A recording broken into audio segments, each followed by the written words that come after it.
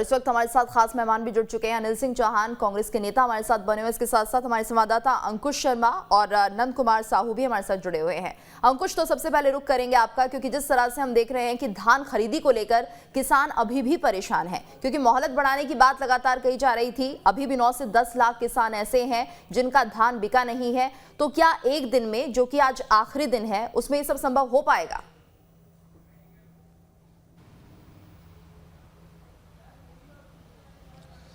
देखिए, जिस तरीके से सरकार की व्यवस्था है उस लिहाज से अगर देखा जाए तो जो टोकन वितरित हुए हैं वो धान खरीदी का लक्ष्य पूरा करा देंगे। दरअसल 24,06,000 किसानों का रजिस्ट्रेशन हुआ है और ऐसे में 98 लाख मीट्रिक टन धान खरीदी की जा चुकी है। अब महज 7 लाख मीट्रिक टन धान खरीदी शेष रह गई है और ऐसे में अब आज आखिरी दिन है। आखिरी दिन यानी स्पष्ट है कि जो 7 लाख मीट्रिक टन धान खरीदी होनी है वो आज ही के दिन होनी है।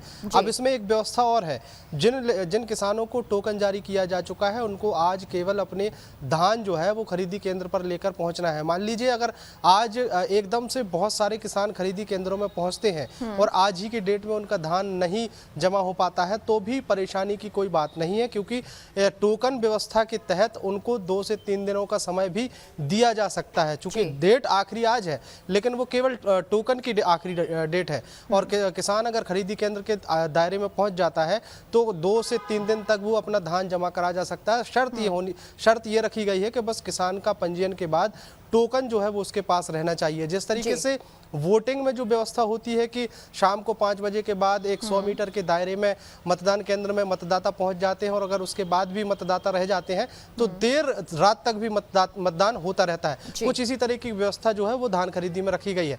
चूंकि सरकार ने जो लक्ष्य रखा था 105 लाख मीट्रिक टन का, उसकी पूर्ति की तरफ बढ़ने के लिए अब दिन तो कम बचे हैं, या यूं कहा जाए कि आखिरी दिन आज है, लेकिन किसानों का धान खरीदे जाने की व्यवस्था से अगर देखा जाए तो 105 लाख मीट्रिक टन धान खरीदी का लक्ष्य जो है वो सरकार पूरा करेगी। चाहे वो आज की शाम तक खत्म हो जाए, कल या परसों का भी समय लगेगा तो भी वो धान खरीदा जाएगा, धान जमा किया जाएगा। अब समस्या ये है कि अगर जिन किसानों के पास टोकन है और वो तय समय पर धान खरीदी केंद्र तक नहीं पहुंच पाता है तो उसके लिए थोड़ी सी परेशानी खड़ी हो सकती है। फिलहाल उन लोगों के लिए क्या व्यवस्था की गई है जिन लोगों के हाथ में टोकन है और वो धान खरीदी केंद्र तक आज की डेट में नहीं पहुंच पाए हैं, ये परेशानी का विषय बन सकता है। इस पर कई तरह के सवाल खड़े हो सकते हैं। बहरहाल सरकार की जो तैयारी है, जिस तरीके से धान खरीदी का रेशियो जो 1 दिसंबर से अगर देखा जाए उस लिहाज से देखा जाए तो आज शाम तक 105 लाख मीट्रिक टन धान का लक्ष्य पूरा कर पाना संभव या असंभव वाली बात तो नहीं कहेंगे, लेकिन थोड़ा सा चुनौतीपूर्ण जरूर रहेगा। हालांकि अब ये देखने वाली बात होगी कि आज का जो धान खरीदी का समय खत्म होगा उसके बाद क्या होता है, कितने किसान बचते हैं, कितना धान बचता है जो खरीदी केंद्रों में नंद कुमार भी हमारे साथ जुड़े हुए हैं, उनसे भी और जानकारी ले लेते हैं। नंद कुमार, तो जिस तरह से हम देख रहे हैं कि आज आखिरी दिन है, क्या ऐसा लग रहा है कि किसान परेशान हो रहा है? क्या ऐसा माहौल बन रहा है कि एक आपाधापी सी जैसे हो जाती है कि पता नहीं उनका जो धान है वो बिक पाएगा कि नहीं? क्या इस तरह की स्थिति बनी हुई है किसानों के बीच?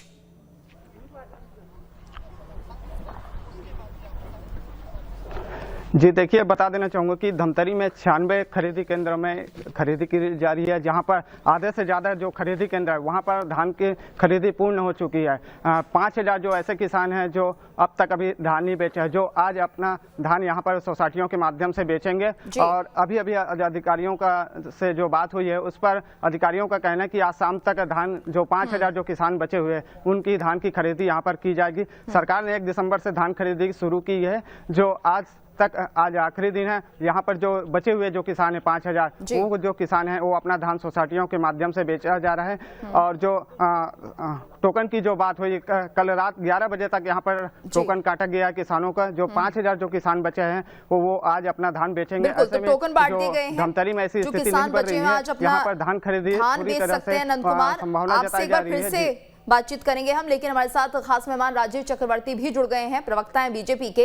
राजीव जी, तो लगातार ये मांग की जा रही थी बीजेपी की तरफ से कि ये जो समय अवधि है धान खरीदी की वो बढ़ा दी जाए, लेकिन ऐसा होता हुआ अब दिख नहीं रहा है। तो क्या किस तरह से आप अपने पक्ष को रखेंगे?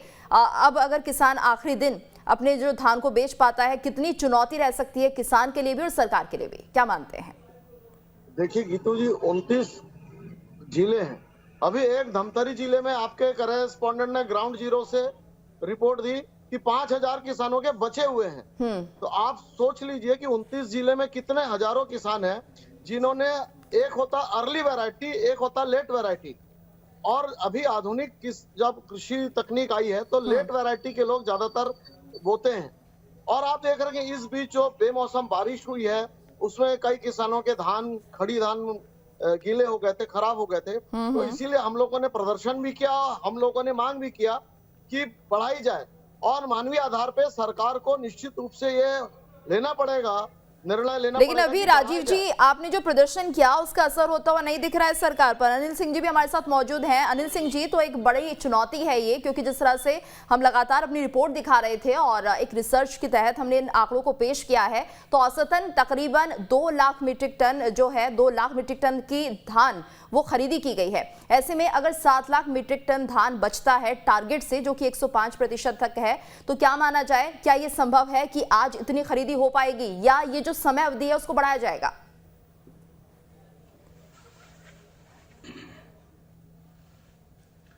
देखिए, मैं आपको बताना चाहूँगा कि हर वर्ष ऐसा होता है कि आखिरी दिन में थोड़ा सा टारगेट बढ़ा रहता है, लेकिन सरकार ने उसकी व्यवस्था की है। एक दिन में ऐसा संभव नहीं है कि एक दिन में 7 लाख मीट्रिक टन धान खरीदा जा सके, लेकिन सरकार क्या कर रही है, इसमें टोकन सिस्टम रखा है उन्होंने। टोकन किसान लेकर आज चले जाएंगे और टोकन जिन किसानों का कटेगा उन किसानों की धान हर हालत में, चाहे 2 दिन लगे 3 दिन लगे, वो खरीदा जाएगा। तो देखिए, टोकन काटने के बाद ऐसी कोई दिक्कत नहीं है कि एक दिन में ही जो एवरेज हम खरीदते आए हैं वो ऐसा ही एक ही दिन में खरीदना पड़े। अगर टोकन किसानों का कट गया तो उन किसानों की धान खरीदी जाएगी सरकार द्वारा। और देखिए, जो मौसम की खराबी कारण डेट बढ़ाई गई थी वो 7 फरवरी थी, और अभी तक जो लक्ष्य है, लगभग हम लक्ष्य के करीब है जो सरकार ने लक्ष्य निर्धारित किया था। तो किसानों को कहीं परेशानी नहीं आने दी जा रही है। हाँ, ये जरूर है कि जो बिचौलिए और दूसरे प्रदेश का धान दलालों के माध्यम से लाने का प्रयास किया जा रहा है, सरकार उसके लिए मुस्तैद है कि ऐसी धान छत्तीसगढ़ में ना बिके, और बाकी किसानों को कहीं परेशानी नहीं आएगी। टोकन से उनका धान खरीदा जाएगा, चाहे उसमें समय जितना लगे, जो 8 टोकन ले लेंगे किसान। राजीव जी, आप संतुष्ट हैं अनिल सिंह जी के जवाब से? वो कह रहे हैं कि जितने टोकन उन्होंने दिए हैं किसानों को, उन सभी से धान खरीदा जाएगा, इसलिए कोई दिक्कत नहीं आएगी किसानों को।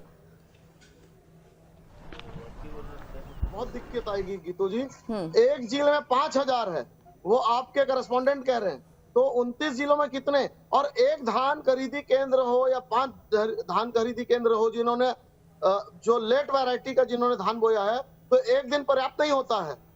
बहुत लोटा, कम से कम 10 दिन की तिथि बढ़ाई जानी चाहिए, और अगर नहीं बढ़ाते हैं तो इनका किसान विरोधी चेहरा बेनकाब हो जाएगा। क्योंकि सरकार अभी सिद्ध कर चुकी है, जिस प्रकार से बोनस को धीरे धीरे दे रही है, जिस प्रकार से यूरिया का संकट हुआ, जिस प्रकार से बारदाने का संकट हुआ, तो ये दिखता है कि सरकार कहती कुछ है, करती कुछ है, और नीति और नियत कुछ है। सरकार कहती थी हम अन्नदाता है, मैं किसान पुत्र हूँ, वो केवल किसान पुत्र नहीं है, जमींदार पुत्र हैं। उनको छोटे कृषकों से, सीमांत कृषकों से कोई लेना देना नहीं है। बड़े किसानों ने अपना धान बेच लिया, छोटे किसान जो आज है उनका आज भी बचा हुआ है, और कुछ जो बेमौसम बारिश हुई उसकी वजह से भी देरी हो रही है। तो सरकार को, अगर सरकार सही में किसान की हितैषी है, तो इस डेट को आगे बढ़ाना होगा।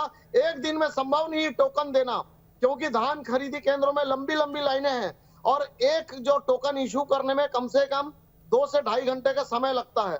तो अगर ये सोचते हैं कि 5 बजे तक सारे किसानों का धान खरीदी हो जाएगा, तो ये बहुत ही जल्दबाजी होगी, बहुत ही झूठ। राजीव जी, हम एक ग्राफिक्स के जरिए कितनी बिक्री हुई है धान की वो प्रतिशत हम चला रहे हैं, और हम ये देख रहे हैं कि जब आपकी सरकार थी तो ये आंकड़ा थोड़ा कम था, 83.9% ये आंकड़ा था। वहीं जब कांग्रेस आती है तो ये आंकड़ा बढ़ता है, 94% ये रहा है, और पिछले साल 95% तक पहुंचा है, और अब जो अभी धान बिक्री हो रही है वो 90% का ही आंकड़ा है। तो कुल मिलाकर ये माना जाए कि कम से कम बीजेपी के समय से तो बेहतर स्थिति है इस वक्त किसानों की।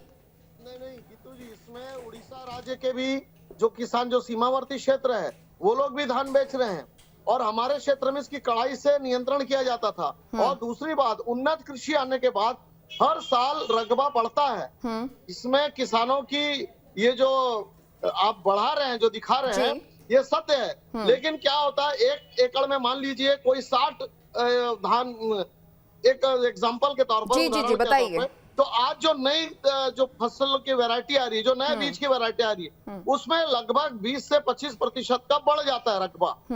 और रकबा बढ़ जाता है।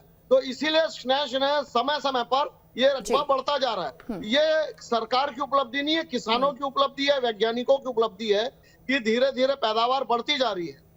तो अनिल जी, किसान तो लगातार पैदावार बढ़ा रहा है, लेकिन क्या सरकार भी खरीदने की उतनी कहीं ना कहीं कोशिश कर रही है? जिस तरह से पैदावार लगातार बढ़ रही है और धान का कटोरा तो छत्तीसगढ़ को कहा ही जाता है, ऐसे में हमने खुद भी जो आंकड़े देखे हैं पिछले साल की, अगर हम बात करते हैं तो यह आंकड़ा 95% था, जो कि अब 90% है, यानी कि ये कटौती हुई है। और ऐसे में वाजिब है कि राजीव जी जो कह रहे हैं कि किसान हितैषी सरकार कहते हैं भूपेश जी अपने आप को, और अगर यहाँ पर किसान ही परेशान होगा और उनकी धान नहीं बिकेगी तो कहाँ जाएंगे?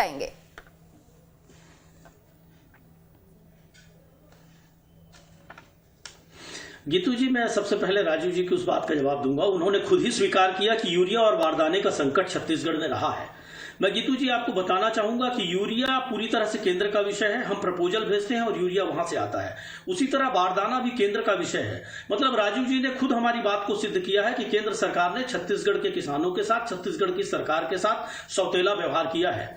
न यूरिया समय पे दिया गया, न बारदाना समय पे दिया गया। और जैसा कि आपके ही आंकड़े बताते हैं कि फिर भी हम लोगों ने एक रिकॉर्ड उत्पादन किया है। छत्तीसगढ़ के किसानों ने, छत्तीसगढ़ की सरकार ने उनके साथ समन्वय बनाया। इनके समय में वैज्ञानिक कहां गए थे? इनके समय में कृषि का रकबा क्यों नहीं बढ़ता था? इनके समय में किसानों को सिंचाई क्यों नहीं मिलती थी? ये बड़ा सवाल है। आज किसानों को बोनस मिल रहा है, किसानों को सारी सुविधाएं मुहैया कराई जा रही हैं, किसानों को कर्ज आसानी से दिया जा रहा है, किसानों को ऐसा वातावरण दिया जा रहा है जिससे वो रिकॉर्ड उत्पादन कर रहे हैं। और उसी तरह सरकार लगातार किसानों की धान खरीद रही है। देखिए 90% धान खरीदी हो गई है। छत्तीसगढ़ के जिन किसानों के खून पसीने को ये उड़ीसा और मध्य प्रदेश की धान बता रहे हैं, इनको पता होना चाहिए कि छत्तीसगढ़ का किसान समृद्ध हुआ है, साधन संपन्न हुआ है। जहां बस्तर और दंतेवाड़ा में 2 ट्रैक्टर इन्होंने 15 साल में 2 और 4 ट्रैक्टर बेचे, वहां आप आंकड़े उठा के देखिए कि 2018 में कांग्रेस की सरकार आने के बाद 700 से ऊपर ट्रैक्टर अकेले दंतेवाड़ा जिले में बिके हैं, जिसको एक पुअर डिस्ट्रिक्ट माना जाता था। तो देखिए किसान हर जिले में संपन्न हुआ है, साधन संपन्न हुआ है। कोविड की महामारी के बाद भी लगातार ट्रैक्टर और कृषि उपकरण बिके हैं और किसानों की उत्पादक क्षमता बढ़ी है। और रह गई बात, अगर ये टोकन की बात कर रहे हैं तो 2 से ढाई घंटे कभी टोकन में नहीं लगता। पूरे धान बिक्री का प्रक्रिया में 2 से ढाई घंटे लगता है। टोकन निश्चित रूप से जल्दी किसानों को मुहैया कराया जाएगा। एक भी किसान को धान खरीदी केंद्र से निराश वापस नहीं किया जाएगा और उस टोकन के आधार पर 2-3 दिनों में उनकी धान खरीदी जाएगी। और जीतू जी, मैं आपको बताना चाहूंगा कि छत्तीसगढ़ के किसानों को, भूमिहीन जो कृषक हैं, उनके लिए अभी न्याय योजना राहुल जी जिसका उद्घाटन करके गए हैं, छत्तीसगढ़ के किसानों के लिए सरकार कटिबद्ध है। और सरकार की पहली योजना है राहुल जी के निर्देशों के अनुसार कि छत्तीसगढ़ के किसान और आम आदमी की जेब में पैसा आना चाहिए। उसके लिए सरकार पूरी तरह से वचनबद्ध है और उनके जेब में पैसा डाला जाएगा। धान खरीदी के माध्यम से, वनोपज खरीदी के माध्यम से। ये 4-5 वनोपज खरीदते थे, आज आप देखिए कितनी बड़ी संख्या में वनोपज खरीदी जा रही है, धान कितनी बड़ी मात्रा में खरीदी जा रही है। आज छत्तीसगढ़ की सरकार 3 सालों में जो धान खरीद रही है उसका ये आधा भी नहीं खरीद पाते थे। ये आपके चैनल अनिल जी, अभी भी कहीं ना कहीं किसान सीमा में बंधा हुआ है, नहीं होती है। अभी भी कहीं ना कहीं किसान सीमा में बंधा हुआ है अनिल जी, क्योंकि जिस तरह से हम देख रहे हैं कि 15 क्विंटल धान खरीदने का ही टारगेट रखा जाता है, जबकि तकरीबन 22 से 25 क्विंटल प्रति हेक्टेयर धान होता है। और ऐसे में जो बचा धान है वो किसानों के लिए ये समस्या हो जाती है कि आखिर अब इस धान को कहां बेचे, और वो धान औने पौने दाम पर बिकता है। तो उसके लिए भी क्या प्रावधान होने चाहिए? क्योंकि सरकार तो जिस तरह से बात करती है कि किसानों के बारे में पूरी तरह से सोच रही है, लेकिन किसान परेशान है कि एक हिस्सा ही आखिर क्यों बिकता है, या एक निर्धारित सीमा क्यों तय कर दी गई है?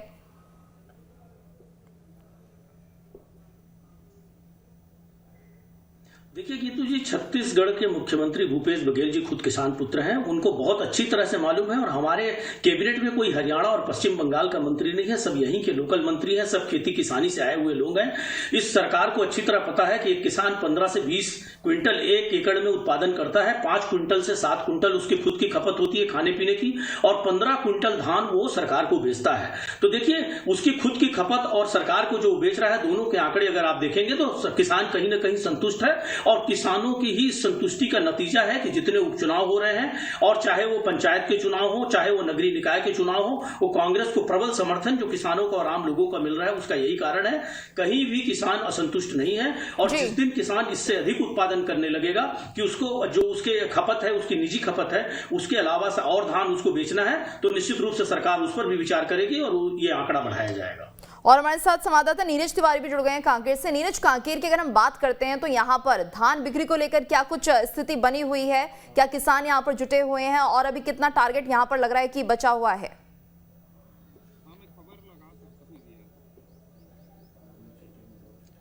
देखिए, कांकेर जिले की अगर बात करें तो कांकेर जिले में जो है 85% धान की खरीदी हो पाई है। लगभग 15% खरीदी यहां पर नहीं हो पाई है। आपको बता दूं कि कांकेर जिले में जो खरीदी हो रही है उसके लिए कुल 91,231 जो है किसान पंजीकृत थे और 33 लाख से अधिक जो है यहां पर क्विंटल जो है लक्ष्य रखा गया था। लेकिन लक्ष्य से अभी भी 2 लाख क्विंटल धान खरीदी का लक्ष्य जो है वो अभी पीछे है, क्योंकि अगर बात करें हम कांकेर जिले की तो कांकेर जिले में जिन किसानों ने पंजीयन कराया था और जो आज अंतिम दिन है, जो आज अंतिम दिन में 516 जो किसान हैं उन्होंने ही टोकन कटाया है। अगर हम 516 किसानों की बात करें तो 516 किसानों से केवल 21,000 क्विंटल ही धान खरीदा जा सकता है, लेकिन 2,000 क्विंटल खरीदना संभव नहीं है। तो अमूमन मान सकते हैं कि कांकेर जिला लक्ष्य से काफी पीछे है, क्योंकि यहाँ पर जो किसान है 91,000 थे। पिछले साल की अगर बात करें तो पिछले साल जो है 81,824 किसान थे, जिसमें से 74,926 किसानों ने बेचा था। तो कुल पंजीकृत किसान जो थे उस समय 91.6% जो किसान थे उन्होंने धान बेचा था। लेकिन इस बार जो है रेशियो काफी कम रहा, 15% की कटौती है। कहीं ना कहीं किसान जो है सरकार से खुश जरूर थे, लेकिन मौसम की जो मार है उसकी भी कहीं ना कहीं आसार देखने को मिली है। राजीव जी, आप क्या मानते हैं, लगातार बीजेपी इस मुद्दे को उठा रही है, समय सीमा बढ़ाई जाए, किसानों को फायदा मिले, फिलहाल किस तरह से आप हालत देख रहे हैं उन किसानों की जो कि अपने धान को नहीं बेच पाए हैं, क्या कह रहे हैं वो? देखिए, अभी जो ग्राउंड जीरो से कांकेर जिले का उन्होंने बताया तो 15% काफी बड़ा हिस्सा होता है। और मैंने जो कहा कि लेट वैरायटी के बीज का लगाया जाता है तो बहुत सारे किसान हैं। ये तो कांकेर जिला हुआ, और जो सबसे ज्यादा धान उत्पादक क्षेत्र है बलौदाबाजार जिला है, भाटापारा बलौदाबाजार जिला है, उसके आगे आप देखेंगे लवन कसडोल वाले इलाके हैं। तो ऐसे बहुत सारे जिले हैं जहाँ काफी किसान बचे हुए हैं और एक दिन में आप डेडलाइन दे रहे हैं। तो हमारी ये मांग है और आपके लोकप्रिय चैनल के माध्यम से हम पुरजोर सरकार से निवेदन करते हैं और आवेदन करते हैं कि धान खरीदी की समय सीमा बढ़ाई जाए, अन्यथा बहुत बड़ा आंदोलन होगा और सरकार इसका परिणाम भुगतने के लिए तैयार रहे। अनिल जी, विचार किया जा रहा है, राजीव जो कह रहे हैं, जो बीजेपी लगातार कह रही है कि समय अवधि को बढ़ा दिया जाए, और तो और किसान नेता जो हमारे चैनल के माध्यम से आपसे बात करना चाह रहे थे तो वो भी इस बात को कह रहे थे कि जो समय सीमा है वो बढ़ाई जानी चाहिए, क्योंकि कहीं ना कहीं समय सीमा बढ़ेगी तो और ज्यादा समय मिलेगा इन किसानों को जो कि अपने धान को नहीं बेच पाए हैं। तो क्या सरकार इस पर विचार कर सकती है, ऐसा लग रहा है?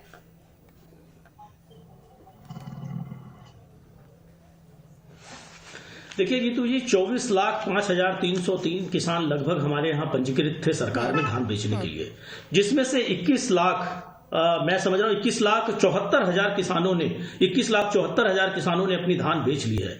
लगभग 3 लाख के किसान बचे हुए हैं पूरे प्रदेश में जिनको अपनी धान बेचनी है। मैं निश्चित रूप से मानता हूं कि कुछ जिलों में जहां जैसे कांकेर का आपने उदाहरण दिया, मैं पर्टिकुलर उस जिले के बारे में बहुत टिप्पणी तो नहीं करूंगा, लेकिन हमारे पास जो आंकड़े हैं उसमें 3 लाख किसान लगभग बचे हुए हैं धान खरीदी के लिए। मेरा मानना है कि आज की डेट में उनको टोकन कटेगा तो आसानी से वो धान बेचा जा सकता है टोकन में 2-3 दिनों में, 4 दिनों में, 5 दिनों में, जितने दिन में वो धान बिके। अगर किसी जिले में पुअर परफॉर्मेंस है तो सरकार निश्चित रूप से उसका अवलोकन करेगी। माननीय खाद्य मंत्री जो इस धान खरीदी समिति के चेयरमैन है, उन्होंने पहले ही स्पष्ट किया है कि धान खरीदी की तिथि नहीं बढ़ाई जाएगी। और रह गई बात, अगर किसी जिले में पुअर परफॉर्मेंस है या कहीं खरीदी में कोताही हुई है या किसानों के साथ कोई गलत लापरवाही की गई है तो निश्चित रूप से वहां के संबंधित अधिकारियों पर कार्रवाई सुनिश्चित है और आगे ध्यान रखा जाएगा कि वहां के किसानों को किसी प्रकार से पीड़ा न हो और उनकी धान उनको खरीदने का, उनको बेचने का पूरा अवसर दिया जाएगा। तो राजीव जी, देखिए किस तरह से अनिल जी जवाब दे रहे हैं। वो कह रहे हैं कि किसान परेशान नहीं होगा, पूरा ध्यान रखा जाएगा किसानों का। तो क्या संतुष्ट है आप उनके जवाब से? नहीं, बिल्कुल नहीं।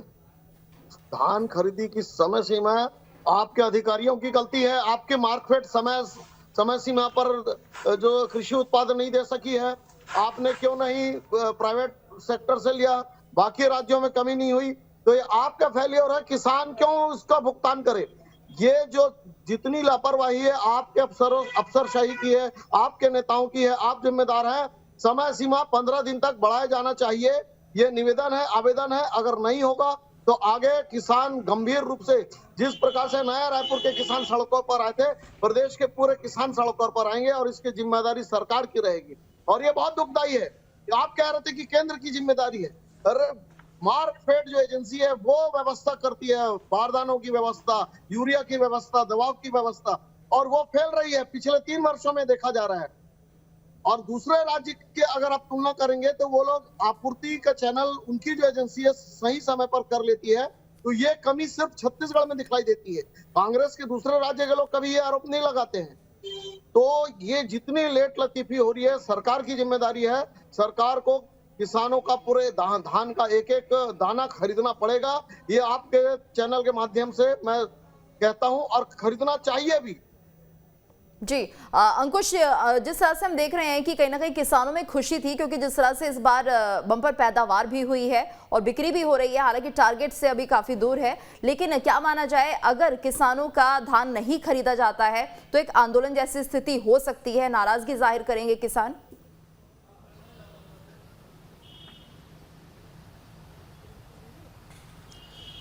देखिए, वर्तमान में जो स्थिति है उस लिहाज से अगर देखा जाए तो स्थिति कुछ भी बन सकती है। दरअसल आप छत्तीसगढ़ में जिस तरीके से हम पूरे इस डिस्कशन के दौरान सुन रहे थे कि बीजेपी के जो साथी हैं और कांग्रेस के जो साथी हैं वो अपना तर्क जो है वो रख रहे थे, अपनी बात रख रहे थे, और जिस तरीके से हमारे न्यूज स्टेट के साथियों ने अलग अलग जगह से ग्राउंड रिपोर्ट बताई है, दर्शाई है और हर जगह के हाल बताए हैं, उस लिहाज से अगर देखा जाए तो छत्तीसगढ़ में धान खरीदी सबसे बड़ा मुद्दा रहा है, चाहे वो पक्ष की तरफ से हो चाहे वो विपक्ष की तरफ से हो। और धान खरीदी का मुद्दा तब से है जब से छत्तीसगढ़ का निर्माण हुआ है आज तक। चूंकि रकबा बढ़ा है, किसानों की संख्या बढ़ी है, तो सरकार ने धान खरीदी का लक्ष्य भी बढ़ाया है। हालांकि अब ये अलग बात है कि बीजेपी के शासनकाल में धान खरीदी कम होती थी, अब ये सरकार के लिए एक बड़ी उपलब्धि है, कांग्रेस सरकार के लिए, कि जब कांग्रेस सरकार बनी तो उन्होंने धान खरीदी का लक्ष्य बढ़ाया और धान खरीदी को लेकर अब वाहवाही लूटने की कोशिश यहाँ पर की जा रही है। लेकिन इस पूरे लक्ष्य को लेकर अगर बात की जाए, चूंकि आज आखिरी तारीख है, 7 लाख से ज्यादा किसान बचे हैं जिनको 7 लाख मीट्रिक टन से ज्यादा की खरीदी होना बाकी है। ऐसे में अब स्पष्ट रूप से देखा जाए कि अब बात ये आती है कि जिनको टोकन दे दिए गए हैं उनसे धान खरीदा जाएगा, चाहे भले ही देर रात खरीदा जाए, दूसरे दिन भी खरीदा जाएगा, 3 दिन भी लगेंगे तब भी धान खरीदा जाएगा। लेकिन सबसे महत्वपूर्ण बात यह है कि जब 1 दिसंबर से धान खरीदी शुरू हुई थी, लक्ष्य आपका पहले से तय था, 105 लाख मीट्रिक टन धान खरीदी होनी है। चलिए, बारदाने की बात आती थी, विपक्ष लगातार बारदाने को लेकर सवाल खड़े करता था कि बारदाने की परेशानी होगी। इस बार बहुत ज़्यादा ऐसी कोई शिकायत पूरे प्रदेश भर से कहीं से नहीं आई है, मतलब व्यवस्थाएं दुरुस्त थी, तो आखिरी दिन भी इतना ज़्यादा लक्ष्य से पीछे आप कैसे रह गए, ये सवाल उठता है। दूसरा सवाल ये उठता है कि क्या एक दिन में संभव है? बिल्कुल संभव नहीं है। हालांकि सरकार जो है, या किसी भी प्रदेश की सरकार हो, जब कोई लक्ष्य रखती है तो उस लक्ष्य को पाने के लिए, उस लक्ष्य की प्राप्ति के लिए सरकार को कोई बहुत बड़ी बात नहीं है। सरकार जब कोई भी काम करती है तो पूरी ताकत से करे तो उसको पूरा किया भी जा सकता है। बावजूद इसके छत्तीसगढ़ में सबसे बड़ा मुद्दा होने के बाद भी धान का लक्ष्य जो है आखिरी दिन बहुत पिछड़े हुए हैं। हालांकि अब ये देखने वाला बिल्कुल अंकुश, तो ये माना जाए चुनौती बड़ी है, या जो तय समय है जी चुनौती बड़ी है, और ऐसे में देखना होगा कि आखिर बिना समय अवधि बढ़ाए किस तरह से जो बाकी किसान बचे हैं उनका धान खरीदा जाएगा। इसके साथ साथ अभी भी कहीं ना कहीं आज आखिरी दिन है और 7 लाख मीट्रिक टन की धान खरीदी कैसे की जाएगी ये भी देखना होगा। बहुत बहुत शुक्रिया आप सभी मेहमानों का हमारे साथ जुड़ने के लिए, और इसी के साथ हमारी इस खास पेशकश में इतना ही।